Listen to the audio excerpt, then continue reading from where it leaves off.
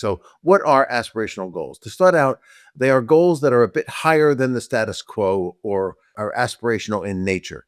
So they're stretch goals, if you will. It's a catalyst to aspire people to think about, what do I need to do to be great? There are many obstacles that stand in the way. First one is an asymmetric exposure to the upside and downside. Even the CEO of a company that often has the vast percentage of their compensation based on variable performance-based pay, their biggest motivation is keeping their job.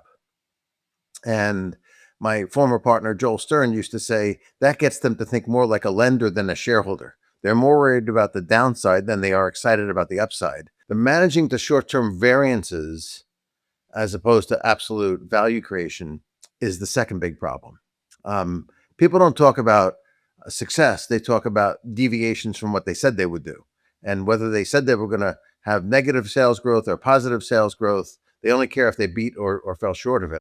In the absence of aspirational goals, managers often underestimate what can be achieved. We call this sandbagging, right? It's one of the worst behaviors that we deliberately motivate in almost every company in the United States.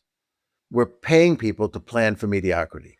We're paying them to understate what they think they can do. That totally changes the planning process. People now, instead of just extrapolating the past and trying to make sure they sandbag the first year, are starting to think, oh my goodness, what am I going to do to try to achieve that aspirational goal? What markets should I think about entering that I'm not in now?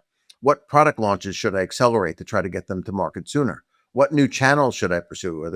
Are there acquisitions I should make to add additional services or additional products or additional customer categories to our business? It gets people thinking outside the box about novel ideas that can try to create value. And that aspirational goal process is a really important part of planning, right? It really gets people brainstorming, oh, what are we going to do? That uneasiness that comes from these gaps, gets them really thinking outside the box. And that's where the greatest ideas come from.